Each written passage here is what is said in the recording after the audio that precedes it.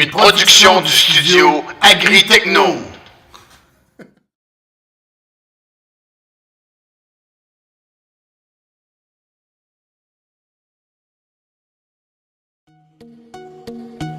Bonjour, je m'appelle Laurence Leroux, j'ai 10 ans. Je suis une élève de 6e année à l'école allemande de Wharton. Aujourd'hui, nous allons vous présenter Le premier Noël d'une abeille, un récit qui vous raconte l'histoire d'Olivia, une abeille qui ne s'est pas endormie pour l'hiver, dont je suis l'auteur. Aventure et découvertes sont au programme. J'espère que vous apprécierez. Bon visionnement. Le premier Noël d'une abeille. Il était une fois une petite abeille nommée Olivia. Elle était un insecte qui adorait aller jouer et se poser sur les fleurs. Olivia est normale, mais depuis qu'elle est toute petite, elle a une particularité. Elle a des points de couleur sur le dos. Cela ne l'a jamais gênée, elle l'acceptait. Ses amis l'appelaient l'abeille à pois. Olivia trouvait ça rigolo. Selon elle, cela la rendait unique. Cette année, c'est la première fois qu'elle va s'endormir avant l'hiver. Olivia a très hâte. Sa maman lui répète que c'est un processus très compliqué, mais elle ne fait qu'y penser. Elle a seulement hâte de faire l'expérience tout simplement. Quand vint le temps d'hiverner, toutes les abeilles allèrent se cacher. L'excitation était palpable.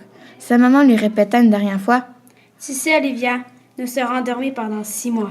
Alors tu ne peux pas sortir au risque de mourir de froid. Il est très important de rester à l'intérieur. » Oui, maman. Quelques heures plus tard, tout le monde était endormi, tous sauf Olivia. À la tombée de la nuit, l'hyménoptère n'était toujours pas endormi. Elle trouvait le temps très long. Elle comptait les alvéoles. Il y en avait beaucoup. 2 semaines après que tout le monde soit endormi, Olivia se décida à sortir dehors. Sa première impression fut qu'il faisait vraiment froid. Mais elle ne ressentait pas la température tant que ça. Que se passait-il? Olivia se promena pendant un long moment. Elle découvrit alors un petit village appelé Wharton. Ce petit village, elle le trouvait très chaleureux. Elle explora les rues à la recherche de quelqu'un qui pourrait lui expliquer pourquoi autant de lumières sont accrochées aux maisons et pourquoi les sapins illuminés. D'habitude, elle les voyait verts. Pourquoi tout ce bazar en plein hiver? Olivia cherchait, encore et encore. Elle tomba sur un poste de police où elle vit un robot spécial. Elle alla donc lui parler.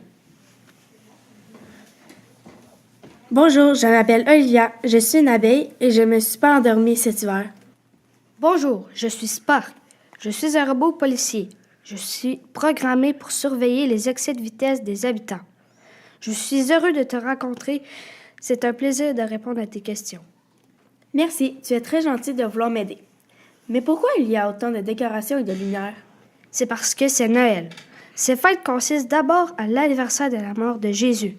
Ensuite, nous allons cueillir ou acheter un sapin, puis le décorer.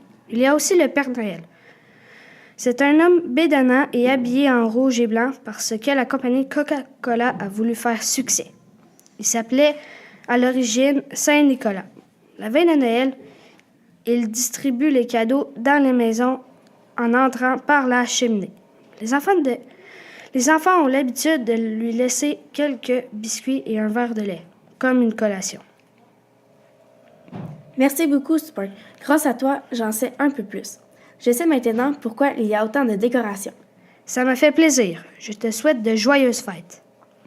Compte sur moi, Spark. Elle décida de repartir à la découverte de nouvelles anecdotes. Elle revit encore la substance appelée neige chez les humains. Beaucoup de fois, en fait, il y en avait partout.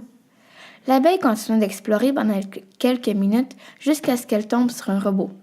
Elle se décida d'aller lui parler. Coucou, je m'appelle Olivia. Je suis une abeille. Je me suis pas endormie pour cet hiver.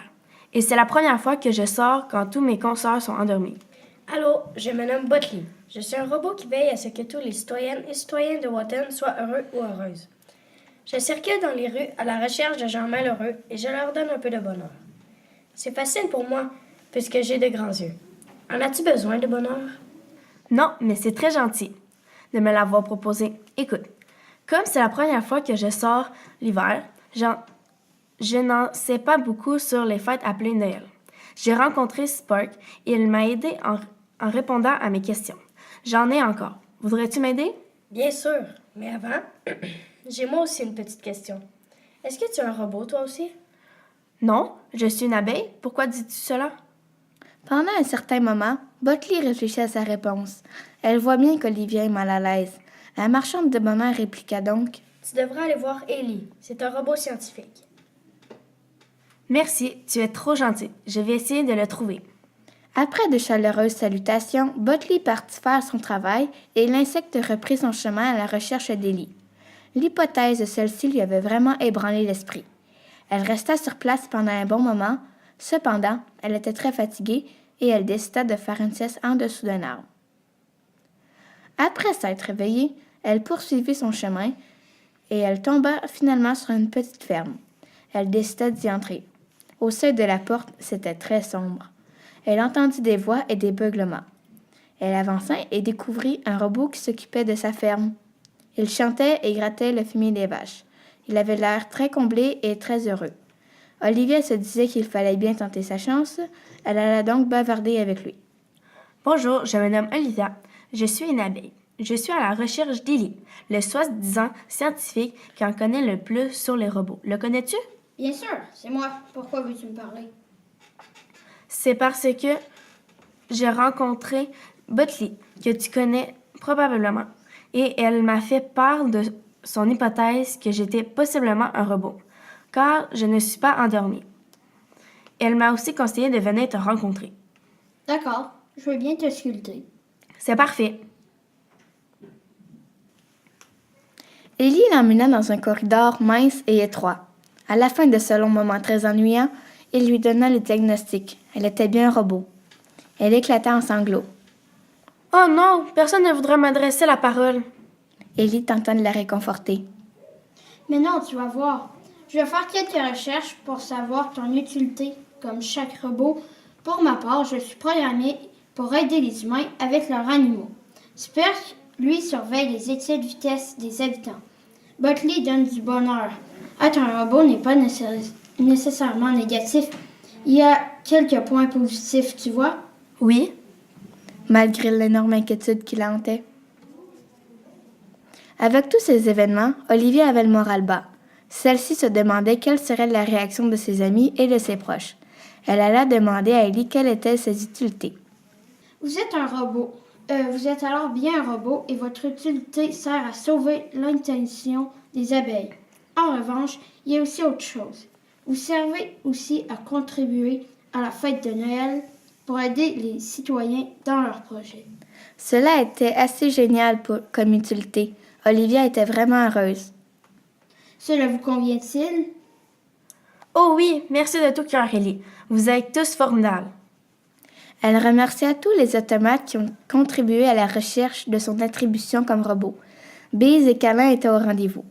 Après quelques heures, Olivia eut une forte envie d'aider les habitants dans leur projet de Noël.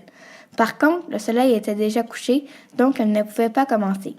Elle alla s'assoupir pour être en forme pour la grande journée qui était au programme. Le lendemain, Olivia était très fébrile à l'idée de débuter à aider les citoyens. À sa grande surprise, ceux-ci l'acceptaient avec joie. Elle aidait à accrocher les lumières et à installer les décorations. Elle était comblée et extrêmement heureuse. Les mois défilèrent à la vitesse grand V. Regarder les enfants déballer leurs cadeaux et voir leur sourire qui fendait jusqu'aux oreilles la rendait encore plus joyeuse. Les 1001 photos de famille aussi. À la fin des festivités, Olivia retourna à sa ruche. Tous les petits êtres jaunes et noirs voulaient savoir son aventure en hiver à Watton. Ceux-ci étaient si captivés par son histoire qu'ils voulaient savoir tous les détails. Olivia était devenue l'héroïne de la ruche. L'abeille retourna plusieurs hivers à Watton et passa de merveilleux moments entourée de ses nouveaux amis. Elle rigola et comme à chaque fois à son retour, elle donna tous les détails aux abeilles dans sa ruche.